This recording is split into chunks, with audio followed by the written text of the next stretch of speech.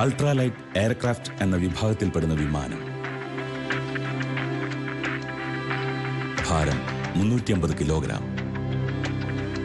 നിർമ്മാണത്തിന് ഏകദേശം 11 ലക്ഷത്തോളം രൂപ ചെലവ് വന്ന ഈ വിമാനത്തിന് വിപണിയിൽ 25 ലക്ഷത്തിലധികം രൂപ വിലയുണ്ട്.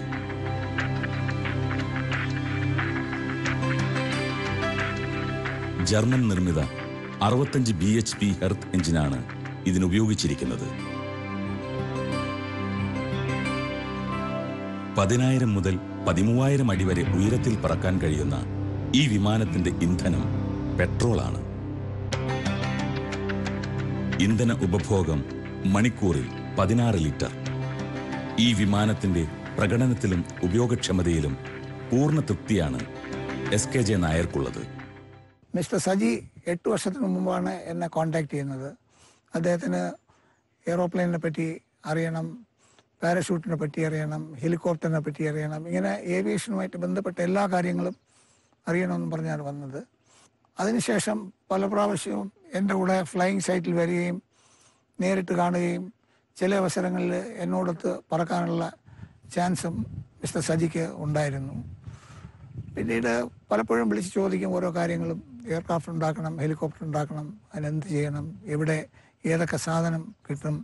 സജിയുടെ ടോട്ടലായിട്ടുള്ളൊരു പേഴ്സണാലിറ്റി ഞാൻ മനസ്സിലാക്കിയിടത്തോളം ഇത് ആത്മാർത്ഥമായിട്ട് ഇതെല്ലാം ചെയ്യണമെന്നുള്ള ആഗ്രഹം.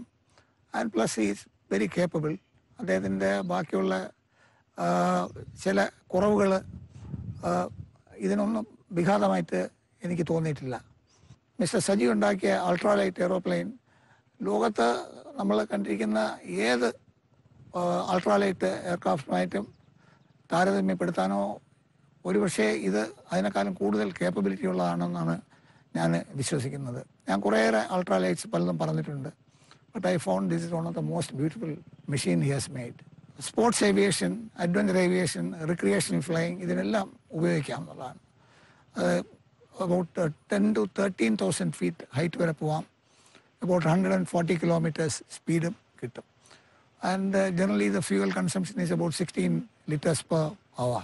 ഇദ്ദേഹത്തിന് രജിസ്ട്രേഷൻ, എയർവർത്തിനെസ് ഇങ്ങനെയുള്ള ഒരുപാട് കടമ്പകൾ കിടന്നേ ഇത് എവിടെയെങ്കിലും കൊണ്ടുപോയി പറക്കാൻ നോക്കൂ. അല്ലെങ്കിൽ it will become a sort of achievement for himself. പരിശീലനത്തിനും വിനോദത്തിനും കായികരംഗത്തുമാണ് ഇത്തരം വിമാനങ്ങൾ പ്രധാനമായും ഉപയോഗിക്കുന്നത്.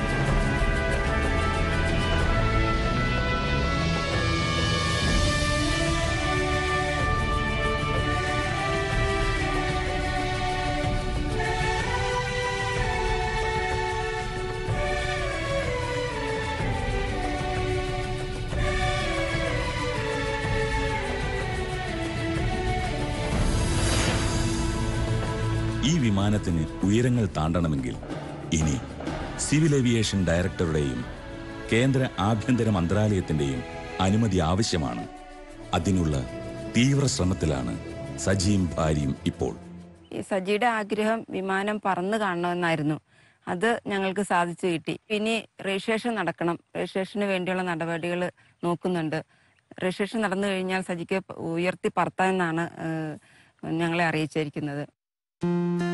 നിശ്ചയദാർഢ്യവും ദൈവാശ്രയത്വവും ഉണ്ടെങ്കിൽ ഏത് സ്വപ്നവും സാക്ഷാത്കരിക്കാനാവുമെന്നും പരിമിതികളിലും സജി ഉറച്ചു വിശ്വസിക്കുന്നു. അതുതന്നെയാണ് പിന്നിട്ട വഴികൾ സജിക്ക് നൽകുന്ന പാഠവും.